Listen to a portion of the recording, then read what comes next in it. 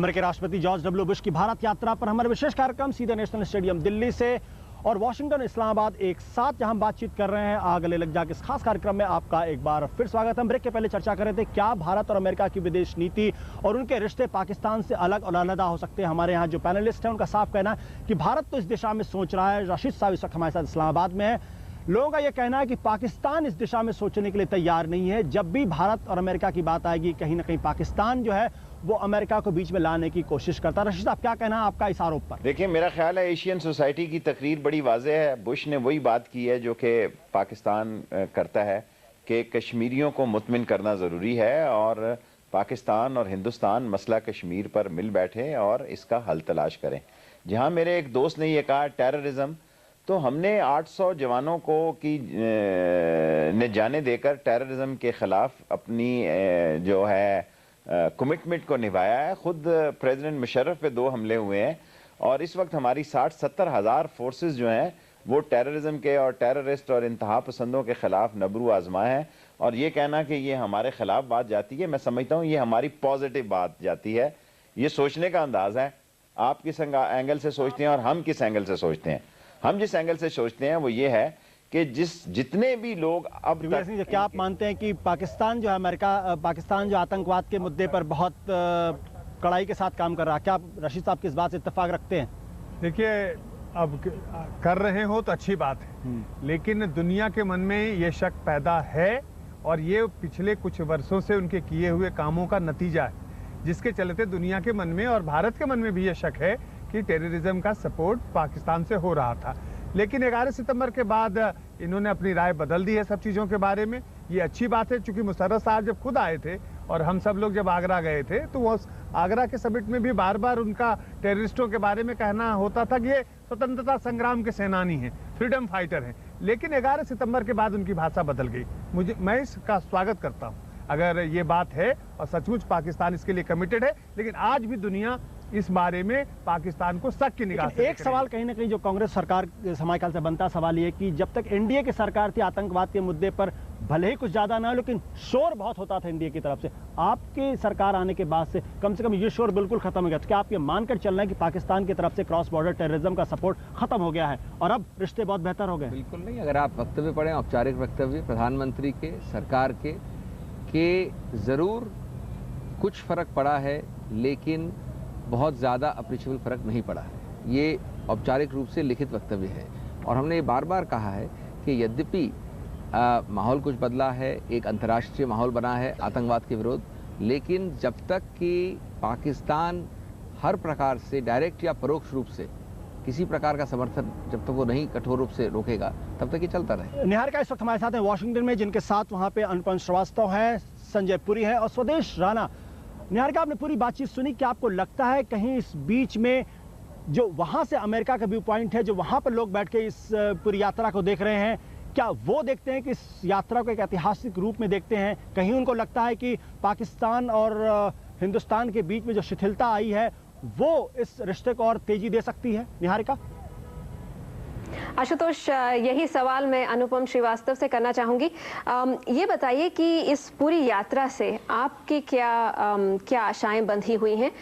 किस हद तक आपको लगता है, खासकर परमाणु समझौते की जो बातचीत चल रही है, क्या उस पर सहमति हो पाएगी? अनुपम, आगे चलकर आम आदमी को, हम लोगों को क्या एक्सपेक्ट करना चाहिए इस यात्रा से?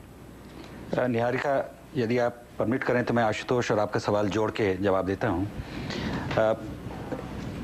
अमेरिका में और बुश प्रशासन ने पिछले कुछ सालों में अपनी जो नीति है वो पाकिस्तान और भारत के प्रति जो है उसको डीहाइफिनेट करके अलग अलग कर दिया है। कुछ इश्यूज हैं जो दोनों देशों से वाबस्ता हैं और उन पे नेचुरली ओवरलैप होता है, दोनों तरफ बातें होती हैं।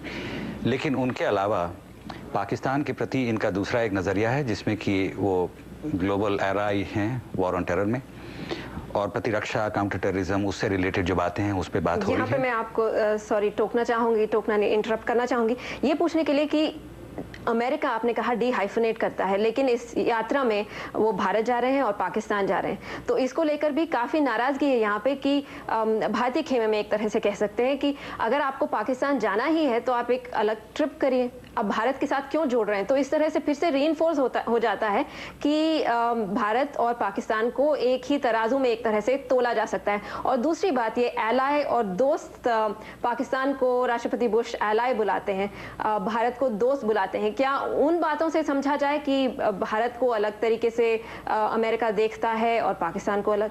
देखिए, हकीकत ये है कि अमेरिका ने पाकिस्तान के साथ 1955 में एक मिलिट्री अलायंस बनाई थी, इसीलिए वो एलाई हैं।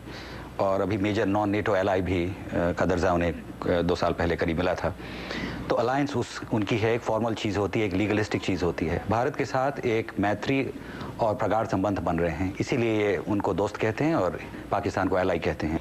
और न्यूक्लियर मुद्दा जो है वो एक अलग मुद्दा है, उस पर आप जब कहेंगी तो मैं का माफ करेगा, मैं आपको बीच में टोक रहा हूं क्योंकि आपको पसंद आएगा कि दोनों को एक साथ अमेरिका बैठा के पूरी बातचीत के जो वो इशारा कर रहे हैं जिस तरफ दोनों को एक साथ बिठा के अमेरिका करे, ये तो हमारी स्टेटेड नीति के विरुद्ध है, सब जानते हैं। हम आपस में बात करने के लिए सक्षम हैं, बात हो रही है, तो ये तो एकदम गलत बात रहेगी। लेकिन मैं ये भी समझता हूँ कि हम जब इंडो यूएस नीति की बात करते हैं तो उसको भी सीमित रखना सिर्फ 2 चीज़ों में या 3 चीज़ों में, उदाहरण के तौर पे एक भारत और पाक को आप भारत यूएस की नीति के बीच में डाल दें सिर्फ, या न्यूक्लियर इशू को सिर्फ डाल दें, तो वो भी बहुत ही एक आंशिक और बहुत ही संकीर्ण तरीका होगा।